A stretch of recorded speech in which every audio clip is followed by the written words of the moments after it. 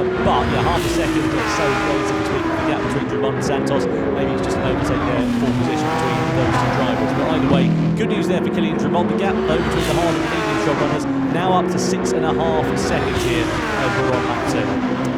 Yeah, we're looking really interesting strategic options opening up here for our drivers. I mean, I was just looking at Kylian Drummond there when you were chatting to me, Tom. He's gained 4 places since the start of his race. He is moving, so he is quick on that hard tyre. Maybe we don't see it, particularly now because he's down in P5. That Audi, he was saying, it's quick. So here's a look back. Here is Drummond and Santos. Moreno there, just a sick duck in a straight line. Going to just split there by Santos and by Drummond.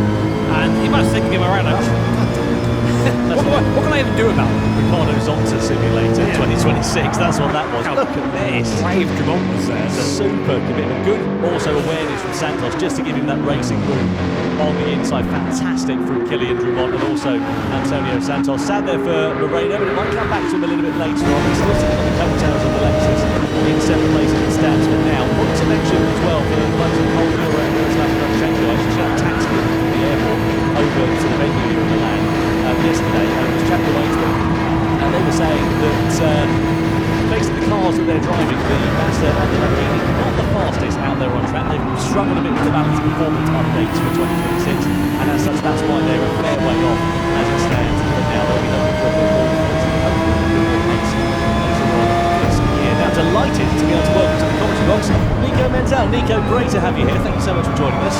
First of all, you know the Nordschleife very well. What do you make of it in reverse? It's unbelievable. I almost do not recognize it any time. But, you know, it's actually, now I can see there's a crazy track we're racing in. Because I think we are used to drive the normal Nordschleife.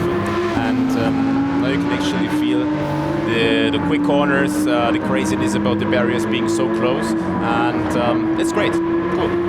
Yeah, I mean, for me, the scariest part is the idea of coming down from Mudcove to Bergwerk at like 280 kph and then having to stop at the end there.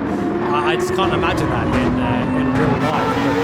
But obviously, Gran Turismo here has a very accurate version of the ring, and you're very familiar with this Porsche here. Did you find yourself using the simulators to try and prepare for these events? Yeah, for sure. I also prepared myself for the 24. I mean, I'm used to drive this car on this track for many years, but to get back in the rhythm, you know, after a while not being in the car is always helpful. And especially I practice the night, because the vision in the night is obviously different. Also practice the bad weather in the night, which is very special on this track, and honestly it helped me a lot during the night, especially just getting in the rhythm quicker. And it's very crazy to see our backward should be easy flat out that way, but good opportunity for an overtake now, probably.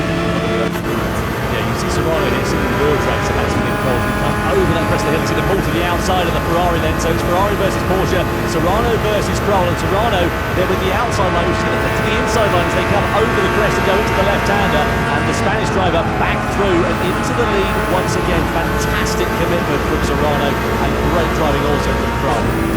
So foreign to me seeing these guys go that quickly. There's no exit from there for the fuel laps. It's so mad. I mean, obviously we had the 24 recently. Very interesting experience for everyone involved.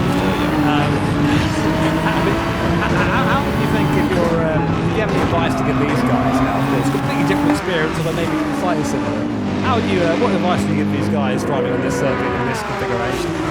I think it's about initial driving really. Nordschleife requires a lot of initial driving skills, and I guess it's the same now going reverse.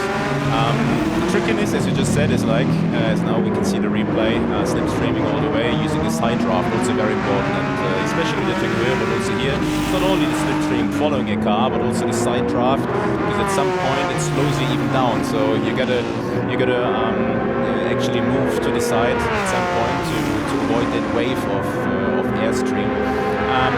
You do not have the exit curbs, right? I mean, the exit curbs are now on the entry, and you used to try to use them to prepare your car better to the corners, but not having the exit curbs makes it even more special. So stay more or less on the tarmac, I'd say. That's a good tip. Stay on the tarmac. I like that. So we're coming towards the end of this second lap now here, and I think we're going to start to see the pit stops coming through from these medium